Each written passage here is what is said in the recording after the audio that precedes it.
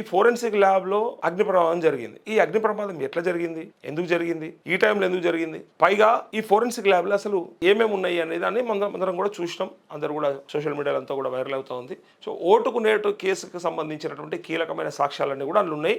కాలిపోయినాయి, అయిపోయిందని చెప్తున్నారు. నాకు అర్థం కాలే, అయిపోయినాయి అంటే అంత వీకా మన వ్యవస్థ అంటే గానే ఉంటుంది. ఇక అంటే ఒక దగ్గర ల్యాబ్లో ఒక చోట ఒక హార్డ్ డ్రైవ్ ఉంటుంది, ఇక వేరే డేటా స్టోరేజ్ ఉండదు, ఆడ దాచిపెట్టేది ఉండదు, ఆన్లైన్లో పెట్టేది లేదు, క్లౌడ్లో పెట్టేది లేదు. ఇంత టెక్నాలజీ వచ్చినాక ఖాళీ ఇంకా సీడీలల్లో డిస్క్లలో పెట్టుకుంటే మనం ఆడ ల్యాబ్లలో పెడుతున్నామా అంటే ఇది ఎవలాడిస్తున్న నాటకం, ఎవరు చెప్తే జరిగింది. పోయి అలా ఓటుకు నోటు కేసుకున్నటువంటి సాక్ష్యాలు ఏవైతే ఉన్నాయో ముఖ్యం, అందులో ఇంకా వేరేటి కూడా ఉండొచ్చు, కాళేశ్వరం అవి ఇవి. కానీ దీన్ని బట్టి ఏమర్థం చేసుకోవాలి చెప్పన్న, అసలు సాక్ష్యమే లేకుండా చేస్తారని సినిమాలలో మనకు చూపిస్తుంటారు కదా, సినిమాలో చూస్తుంటారు కదా, అట్లా అనామతం ఇలా ల్యాబ్లో అంటు పెడితే మరి ప్రజలు పిచ్చాలి. ఇప్పుడు ఇక అది కనిపించకుండా పోయింది, అది అగ్ని ప్రమాదమే అనుకుందాం. అంత వీక్ ఉందా మన వ్యవస్థ?